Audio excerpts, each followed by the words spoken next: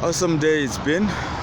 I'm hoping that every father out there and every mother out there is getting what they should be getting, especially when it comes to support for ensuring that they can do their best as parents, support for ensuring that they can actually be in the picture where they need to be of parents. I'm standing here as a father, I'm standing here as a parent, I'm standing here as a citizen of this country who passionately believes that there is a need for balance between our physical well-being, our emotional well-being, our mental well-being, and yes, our financial sustainability and well-being. Look, we all have the right to exist. We all have the right to earn. We have the right to develop. Over the years working with fathers, I've noticed that there is quite a challenge whereby, correctly so, fathers would rather not go to psychologists and social workers. And this is primarily based on the experience they've had. Social development does a lot of good work. It does a lot of great work supporting families and supporting children and their mothers and their fathers. However, they are part of the chain that at times breaks the very support they're supposed to be giving. At times break the very same trust. And I believe it's because they bring their individual selves, in most cases, into situations.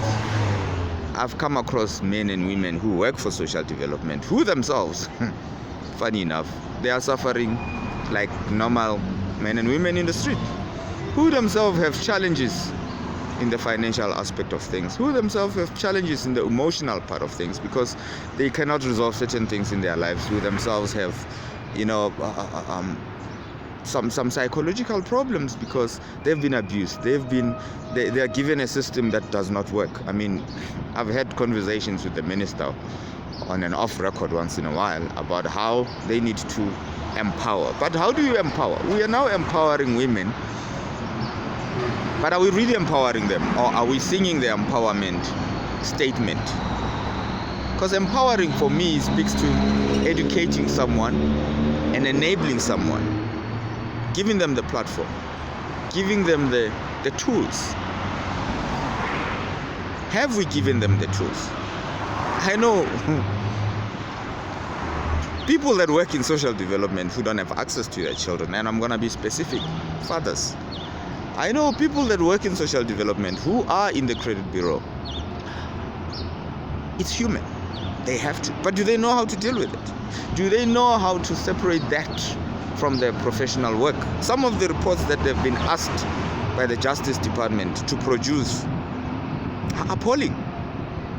Some don't even go and do those reports. They don't even interview the right people. I mean, I've got a few dads that I can list who've come to me and I've looked at this, and trust me, I'm an objective person. I look at things from all sides. I'm a system person. I write code. So the level of analysis of a problem that I do is based on mostly my experience writing systems, computer systems. So I can tell you that there is a huge gap that social development needs to do in two areas. One, the support we are giving our children, be it through grants or whatever it is. It's probably for the right reasons, but is it implemented correctly? Is it answering the child's needs? We can argue that, and I can tell you that it is not in most cases. Is it giving the unit that the child lives in a better chance, an improved chance? Yes. Hell yes. Having that little money come in for everybody to have food and stuff like that, it's of utmost importance. Yes, it is. But is it healing us? Is it helping this young child to grow up to be a whole person? Is it giving, we've got centers that are supposed to be for abused women and children. Are they getting the support? Are they getting the mentorship? For me to ask that question, the support and the mentorship, I'm going to have to ask a question. When DSD allocates such funds and allocates such services to people, does it have, one, the willingness, two, the capability to actually monitor support, grow these people. Because I find it difficult that some of our social workers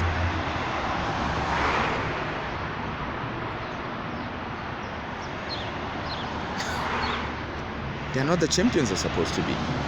Trust me, I work with lots of social workers. I work with organizations that run these services, and I have had so much pleasure working with them. I have had so much winnings with them, but it is not enough. It is not effective on a grand scale. If we look at the scale of one person at a time, yes. If we look at moving the whole country forward, it is not enough.